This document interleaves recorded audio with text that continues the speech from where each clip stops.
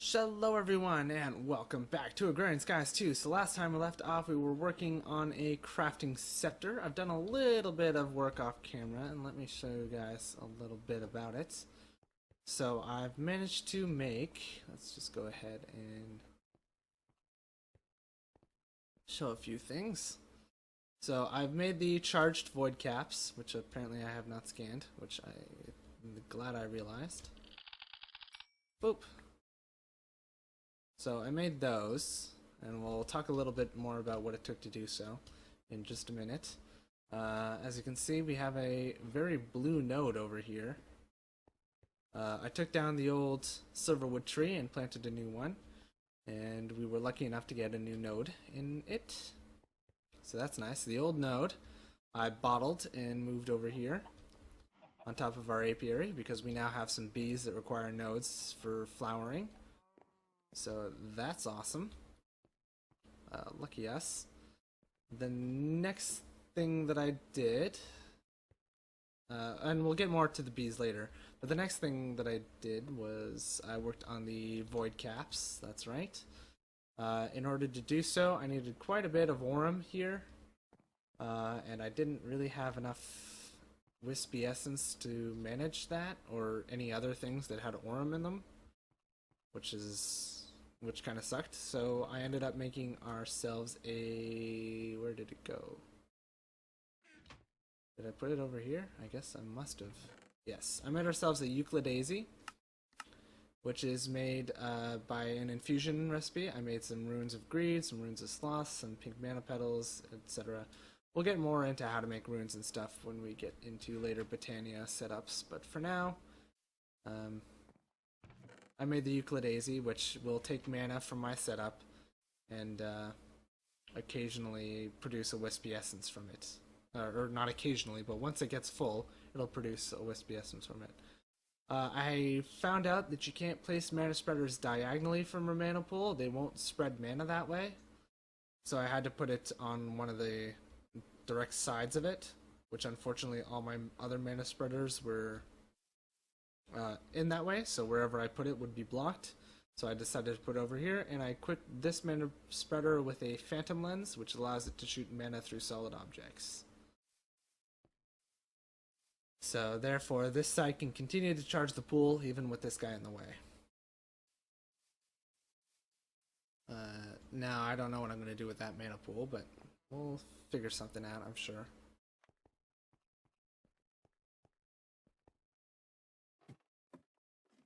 Eventually I'll have sparks, so that a whole setup will be completely moot anyway. So, let's get to the crafting scepter. Let's finish up. So that's the recap of everything that's happened off camera. So let's go ahead and... boop. And you'll notice that even with my silverwood wand, the cost of producing one of these things is over what my silverwood wand is capable of producing. So we're going to need a viz discount. So off camera, I've gone ahead and made a second pair of goggles of revealing. And we already had the mage clothes. So now we have a viz discount of 1, 2, 3, 4, 5, 10. 10% viz discount, which means the price now drops to under 90, or under 100 to 96.8 apparently. And we have ourselves our void aspected silverwood scepter. Boom. Which I guess we won't be able to see the viz discount, but that's okay. Pretty sure the viz discount of a Thaumium Boss silverwood wand is 75%. And the discount on a silverwood, or the viz discount for Thaumium caps is 75%. The viz discount for void metal caps is 60%. I'm pretty sure.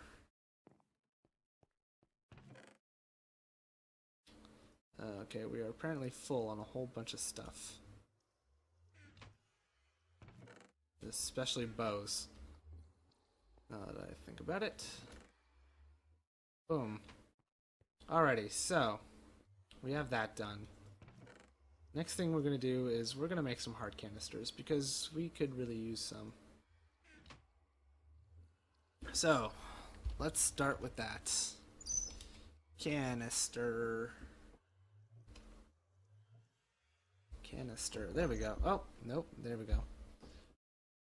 So, heart canister. We need 10 miniature red hearts. Well, no, we don't. How many do we need? Oh yeah, 10. So we'll make 10 of these. So we need 10 miniature red hearts, 10 necrotic bones, 10 jeweled apples, and 10 empty canisters.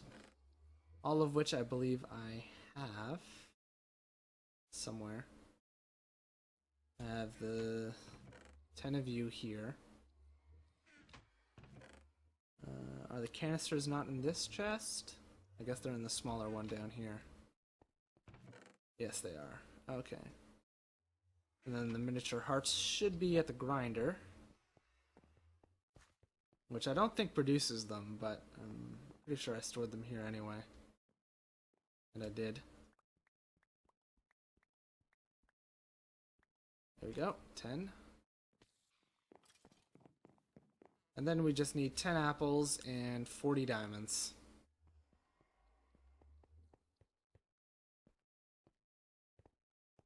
So let's see here. Apples. Still don't have very many apples, which is kind of surprising. The amount of oak trees that this system chops down. May as well just take diamonds from here. Boom, 45. You can have 5 of these back. Hold on. Okay. For a second there, I thought it wasn't extracting the diamond block. That would have been scary.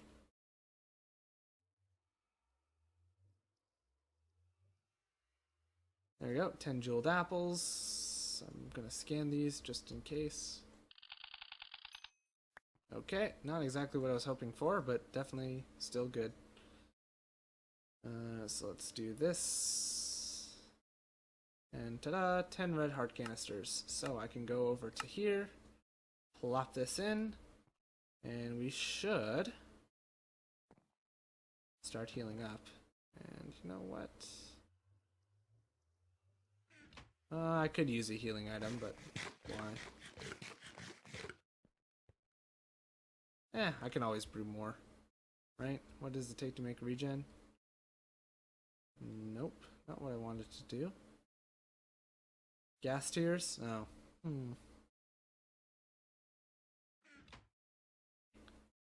Let's just do healing. Boom. There we go. Now we should keep going up one more heart. And then it should stop. And yes. Okay, so there we go. We are up to yellow hearts now. Because we have the one green heart canister. I keep clicking the wrong thing. There we go. Next we can go up to yellow hearts, but we're going to need some miniature yellow hearts to do that. Which we could make this way, or I could start killing some boss mobs. I'm pretty sure there's no way to make green hearts other than blood alchemy, so... Which is... or no, Thaumcraft, sorry. So this one we'll have to definitely craft them, but these ones we can get from killing withers and stuff, so... let's switch out my armor before I accidentally damage this stuff. I've also done a whole bunch of Thaumcraft research off camera. Since it's just purchase stuff now, that there's no research minigame, I'm thinking, you know, I might as well just research anything I can, whatever I can, and then we can read through what the entries are when we address that research, if we address that research. So the next project we're going to be working on is we have bees we need to work on. And I would like to get one of each. So, let's see here. These bees are the bottom of the chain. And I produced those by making an ethereal with an infernal. The ethereal was from the arcane and supernatural. We saw how to make the supernatural before. The arcane I made with the esoteric and mysterious. The mysterious is an esoteric and an eldritch, and the esoteric is a cultivated and an eldritch. So basically, this recipe can result in either an esoteric or a charmed, like the one that I saw before. You guys probably saw that when I was making the charmed bee in the Mutatron before. So there you go. I still have an ethereal left over, as well as a vis, as well as an esoteric and a supernatural, which now that I think about it, why don't I just do that? I can make another Vsb with the ethereal, then I can make another with this, and then I could get the recharging, I could get the... I can make another supernatural with this guy. Yeah. Because let's see, I need the rejuvenating, I need the empowering, I need the nexus, and I need the... What's the other one? Oh, I erased them all. Okay, let's just go through the, let's just go through NEI then. Uses. Empowering. Don't want ravening. Although, I guess ravening would be safe if I return the configs to the way they're supposed to be. Empowering, Nexus. Nexus was top of the line. Was it just those three? It might just... Oh, pure. That's right, pure. I don't really need the pure bee. I don't have to convert a hungry node or anything, so we can skip that one. So, yeah. So let's just do it. So to make a... Let's see. To make a rejuvenating bee, I need... Or not a rejuvenating. To make a... Oh no, yeah. Rejuvenating. I need Viz and Attuned. So let's go take these two.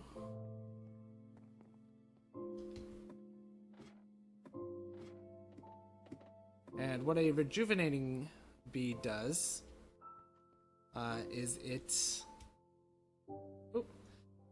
will increase the speed at which a node recharges.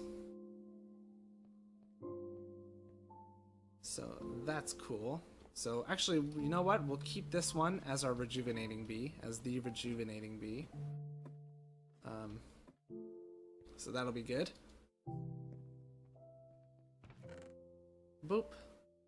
Now I'm gonna make another Viz bee. Actually, I can keep the ethereal princess, because you have offsprings of more than one, right? If I go to traits, it should show me all the traits that this one I have on me has. So fertility 2. So yeah, this one's gonna get me 2 drones. So we'll do that. Then I can use an infernal princess and an ethereal drone, and that'll do that. So while we're waiting on that, we'll make ourselves another supernatural bee.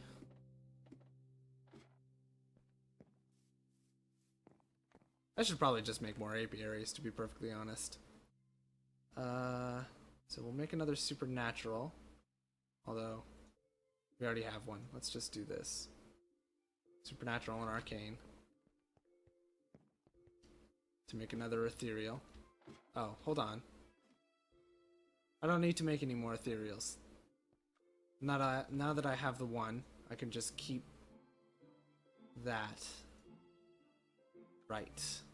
Because now I can just keep getting infernal princesses and turning those into Vizbees. There's no reason for me to... There you go.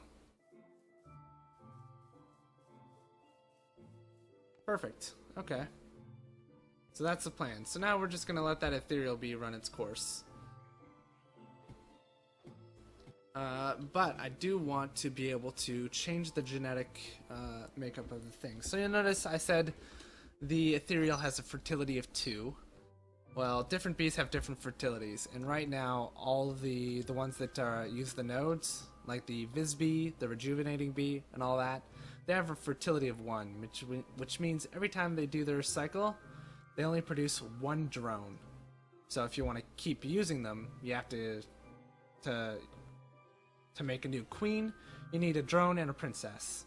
A princess will not do anything on its own. You need a queen. So, if I want the effects of all these bees, I need at least 1 drone and 1 princess.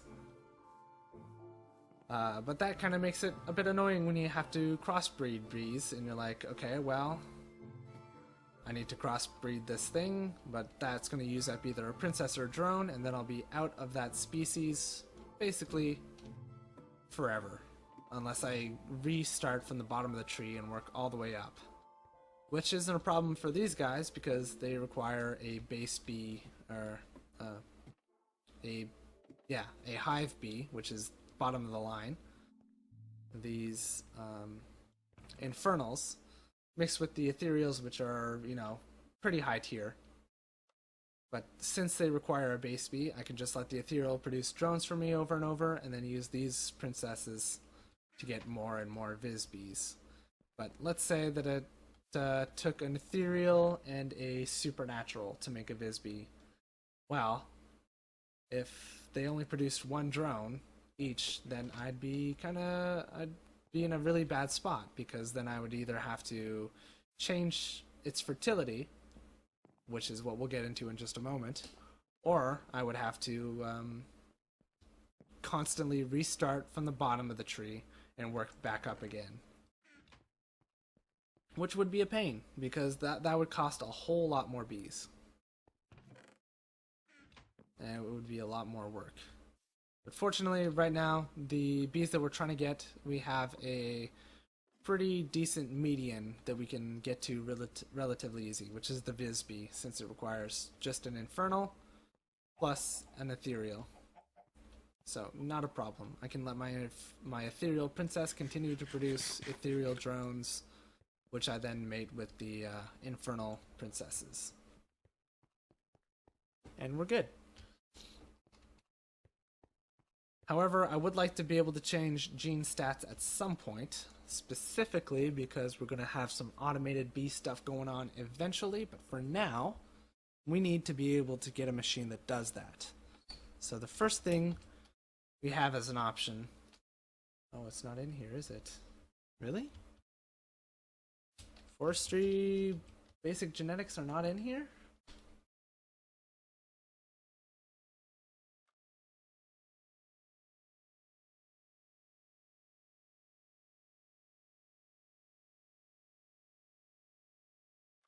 Serum is not available?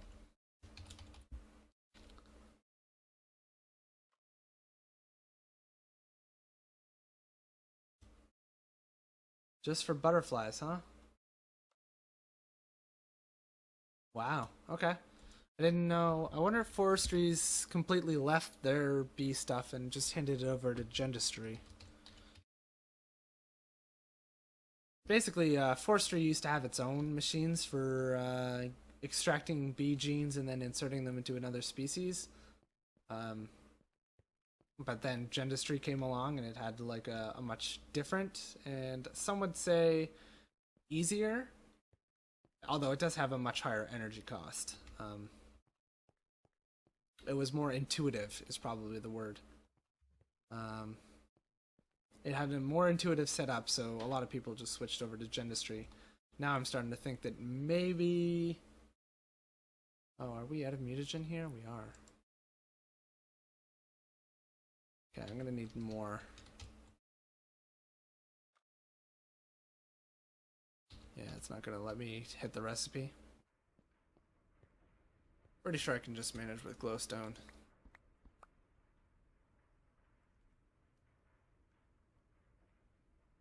Boop.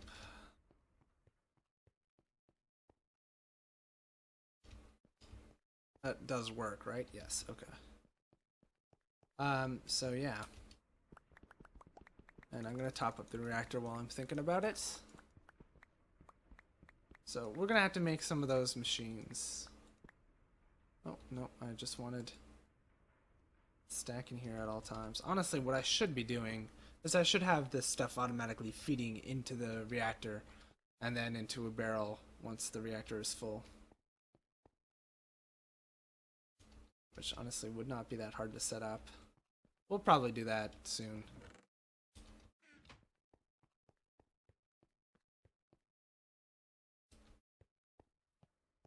Okay, how are you doing? 55.8%? Not too bad.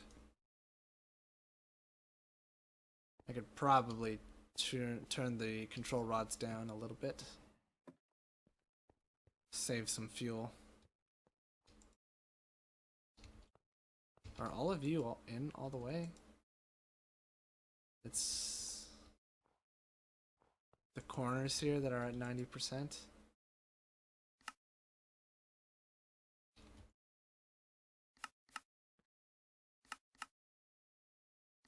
And that should still be producing more than enough power to keep up. Am I correct? Yes. Yeah, looks like we're doing good. Okay. Actually, we are at time for today, so we're not going to get into these machines quite yet, but we will next time. Next time we're going to start off with the beam machines. So that'll be good. I may even gather up all the resources I need to make them off camera, and then we get started. But that's going to do it for this one, so thank you all for watching. I hope you've enjoyed all that fun stuff. As always, if you did enjoy it, please feel free to leave a like, leave a comment. Any and all feedback is very much appreciated, and I do love hearing from you guys. And I will see you all in the next one. Bye for now.